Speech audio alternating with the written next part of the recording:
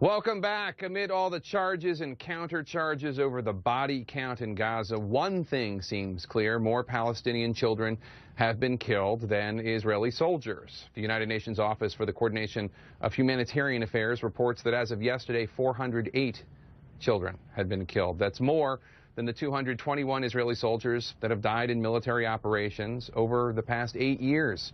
Joining me now, Peter Beinart, CNN political commentator and a columnist for the Israeli newspaper Haaretz, and Ben Shapiro, editor-in-chief of truthrevolt.org. Gentlemen, good to see both of you. Thanks for being here. Alrighty. Peter, let me start with you. We're talking about the issue of civilians and civilian deaths in Gaza. Let's listen again to what President Obama said about that today. Sympathy for Hamas. I have great sympathy for ordinary people who are struggling within Gaza. The president also reiterated the right of Israel to defend itself against rocket attacks. What did you make of his comments today? He's exactly right. Israel does have the right to defend itself. It also needs some better guarantees against Hamas rockets. I was in Israel with my 6-year-old daughter during the first week of the war. We were in and out of shelters. It's very frightening. But ordinary Palestinians also need some relief from a blockade that has destroyed the Gazan economy and actually helped Hamas.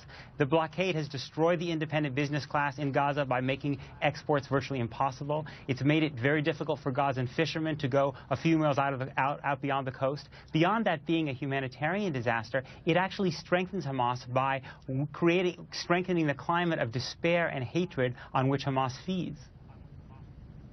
No, it's impossible to know the real numbers. We just put up a graphic that shows all the disparities in terms of how many civilians have been killed. The two top numbers there are groups in Gaza. They say that 82 to 80% of the casualties have been civilians. The United Nations says 72% are civilians. Israel says only about 50%. So whose number should we trust?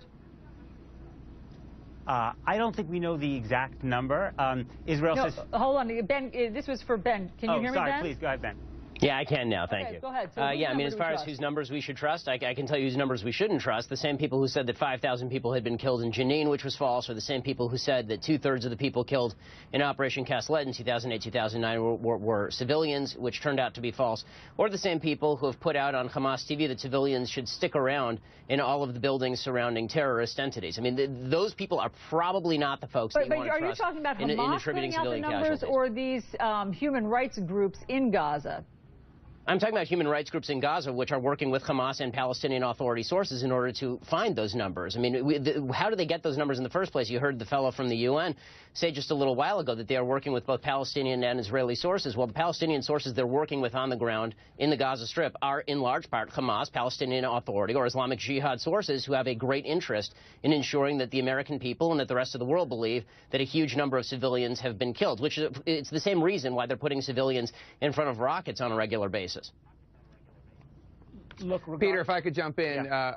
I just wanted to ask, I'm interested in your thoughts on this debate about who is responsible for the deaths of these innocent Palestinians. Obviously, Israel carrying out the military campaign, some individuals, some critics saying it's disproportionate, not as accurate as it should be. And then you do have evidence that Hamas, or at least militants in Gaza, are firing from population centers, firing from adjacent hospitals.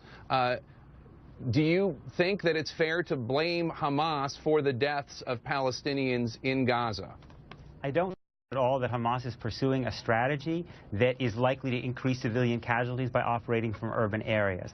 I think Israel is bombing an area which is very, very densely populated with some weapons that are not all precision weapons, and so it's inevitable that a lot of innocent civilians are going to die. And regardless of the number, you know, the Talmud says that whoever destroys a single human life, it is as if he destroyed an entire world. So I'm not so interested in the specific numbers. What interests me is, was there a political strategy that could have been pursued against Hamas that would have made so this war would not have been possible? What I find most tragic is that when you have peaceful, nonviolent resistors in the West Bank, they are repeatedly imprisoned by Israel, and so Palestinians get the message that in fact nonviolence doesn't work. The real way to weaken Hamas is to show that people who accept Israel's right to exist and pursue their grievances nonviolently, as people in villages like Bilin and Navi Salah have been doing for a decade now, that they get results. And tragically, this Israeli government has not done that. Ben, do you want to take a crack at that? Sure. I mean, the nonsensical idea that Hamas is firing rockets because somehow they're mad about imprisonments in the West Bank, or that they would stop firing rockets if Israel were to release the prisoners that it holds, is nonsensical and idiotic. In fact, Israel has just done multiple prisoner releases with regard to terrorists vis-a-vis Israeli soldiers, and that has not seemed to quell anything with regard to Hamas. When Israel pulled out of the Gaza Strip in 2005, that launched the election of Hamas and then further violence. The idea that if Israel makes more and more concessions, that will somehow not embolden Hamas as opposed to creating a movement against Hamas, that has not been proved by history in any way, shape, or form. Peter always finds a way to ensure that Israeli policy is somehow responsible for rockets falling on Israeli cities when it's really Hamas doing the firing. I'm actually talking about Palestinians who protest nonviolently in conjunction with Israelis. I mean, the irony to me is that actually Ben and Hamas have an enormous amount. Hamas doesn't believe that Jews should be allowed to live in the state of Israel. Ben has said that Palestinians don't have the right to live in Israel, West Bank, or Gaza, because he's called for physically expelling all of them. So, in fact, the true moral and ideological partners, Ben, are you and Hamas. Ben, go ahead. That is absolute nonsense, Peter. You didn't write that my position on Israel was made clear in the 2013 column, and to call me equivalent with people who are murdering Jews is insanity. It's beyond insulting. And if there's anybody who's emboldening Hamas to kill more children, it is you, because it is your policies which have emboldened Hamas. They know that people like you are going to get on American television and talk about how the Palestinians are meek victims, and whenever they fire rockets, it can be justified by Israeli policy. Hamas celebrates every moment you're on television. It's impossible to have this conversation, obviously, without some level of inflammatory rhetoric. But we thank both of you for your perspective on this. Ben Shapiro, Peter Beinart, and Jake, thanks so much for being there in Jerusalem. We'll see you tomorrow.